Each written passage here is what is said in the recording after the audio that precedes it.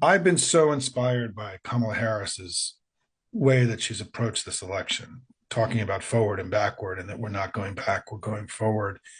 And her art and her economic story that she tells, which is, I don't want people just to get by, I want them to get ahead. She's in a very powerful rhetorical place. I've been blown away in some ways by how strong she came out of the box and how strong her story is and how appropriate it is for the moment and also appropriate for the candidate she's running against. She's been amazing, and I'm deeply impressed and motivated and inspired by her language, her rhetoric, her performance on the stump. It's been incredible. I mean, the crowds have been unbelievable. The enthusiasm in the Democratic Party has been exhilarating, right, for all of us. But I just want to remind everybody about, as we all think about how we're going to have our fuel for what we need to do to close this election out strong, let me tell you what motivates me. And some of you may have heard me say this before, but it's important. Joe Biden, in his State of the Union address, um, talked about a speech that FDR gave in 1941, where he started rallying the country to go fight the fascists. And that it was important to me that Joe Biden made that so central to his speech, because it was in essence him acknowledging that he believed at that moment he was doing a version of that speech to rally the American people to go fight the fascists here and abroad. And that speech was also known as the Four Freedoms speech. And FDR in that speech laid out his vision for how he wanted the world to evolve after World War II, and that he wanted to build a world based on freedom and not dominion and not control.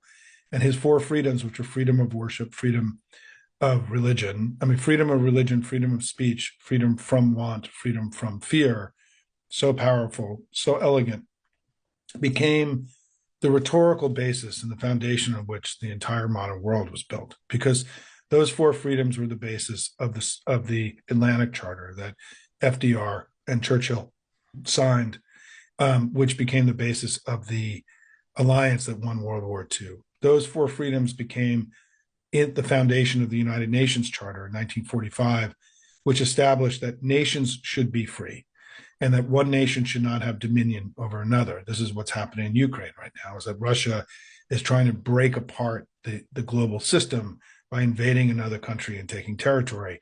Well, we established as a world in 1945 that countries were no longer supposed to do that and that nations needed to be sovereign and free. In 1948, in part negotiated by Eleanor Roosevelt, the world signed something called the Universal Declaration of Human Rights, which put into international law for the first time that human beings had rights, that we should be free and that human beings should not have dominion over one another. This fight between freedom and dominion, as I call it, really became this foundational way that FDR imagined the world. And that world that he imagined and that we built together, built upon those four freedoms, has created what I call the age of the four freedoms, and the Pax Americana and NATO has created a golden age in human history. There's never been a better time to be alive in all of human history. We've seen literacy rates triple during this period, so many more people can do today than ever before. We've seen extreme poverty rates plummet despite rising population growth. We've seen more people are living under democracies than ever before in all of human history. We've seen life expectancy go from 45 years to 71 years, an incredible achievement by all of us in the world. There's never been a better time to be alive. There's never been a time in all of human history where so many people of all flavors and stripes could pursue their dreams, whatever they were.